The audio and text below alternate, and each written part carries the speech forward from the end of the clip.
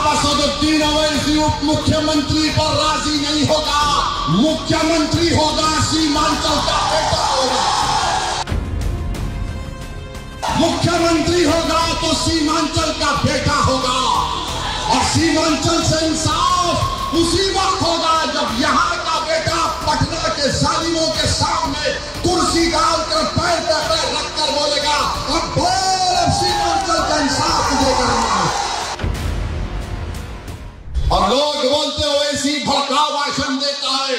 मैं भड़काऊ भाषण नहीं दे रहा हूं, मैं मुबारकबाद दे रहा हूं वीआईपी पार्टी के जिम्मेदारों को कि वो 3-3.5% है, मगर उन्होंने अपने इत्तेहाद का सबूत किया। 17% अल्पसंख्यक समाज मुसलमान है, बिहार में सबसे बड़ा समाज है, मगर आज आप देख लीजिए कि किसी के मुंह में ज़बान तो है मगर बोलने की जरूरत नहीं है। बोलने की जरूरत नहीं है। तेजस्वी के बाजू बैठकर वीआईपी का लीडर कहता है कि अब की बार मल्लाह का बेटा उप मुख्यमंत्री बनेगा। मैं आपसे वादा कर रहा हूं, अगर मल्लाह का बेटा उप मुख्यमंत्री बनेगा तो बताओ मेरे अमूर की जनता, क्या अब्दुल्लाह का बेटा मुख्यमंत्री नहीं बन सकता? बताओ, क्या मोहम्मद का बेटा मुख्यमंत्री नहीं बन सकता बिहार का? क्या अबू बकर का बेटा मुख्यमंत्री नहीं बन सकता? क्या फातिमा का बेटा मुख्यमंत्री नहीं बन सकता? तो ये लड़ाई मुख्यमंत्री बनाने की है। अब असदुद्दीन अवैसी उप मुख्यमंत्री पर राजी नहीं होगा। मुख्यमंत्री होगा सीमांचल का बेटा होगा। मुख्यमंत्री होगा तो सीमांचल का बेटा होगा। और सीमांचल से इंसाफ उसी वक्त होगा जब यहाँ का बेटा पटना के जालिमों के सामने कुर्सी डालकर पैर पे पैर रखकर बोलेगा, अब बोल, अब सीमांचल का इंसाफ तुझे करना है। ये ताकत आपको देना है, ये ताकत आपको अपने वोट के जरिए देना है।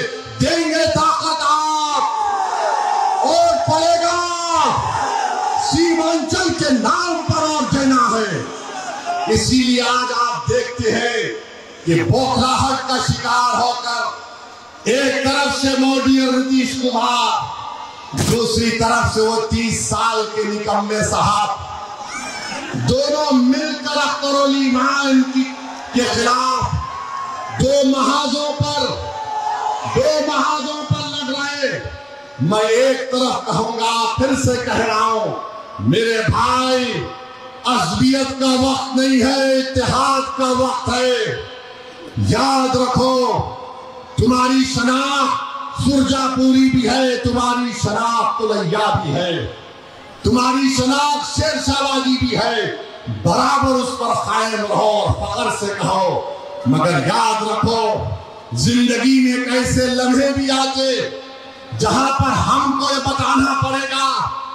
अगर कोई कहता है कि ओवैसी हैदराबाद से आया, मुझे आज किसी ने पूछा इसका क्या जवाब दे, मैंने कहा उसका एक ही जवाब दे भाई, तू उसको बोल हाँ हैदराबाद से आया, मगर मेरा उसका रिश्ता ये है, वो रिश्ता जिसको रब्बे करीम ने कलमे की बुनियाद पर कायम किया, जो खून के रिश्ते से बढ़कर है।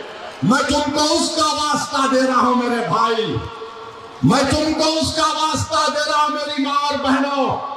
मैं तुम्हारा रिश्तेदार नहीं हूं, मगर मैं वो शख्स जरूर हूं अपने गुनाहों के बावजूद भी। अगर तुमको कोई तकलीफ पहुंचती है तो यकीनन मेरे आंख में आंसू आते हैं, यकीनन मेरे दिल दिमाग में तकलीफ होती है।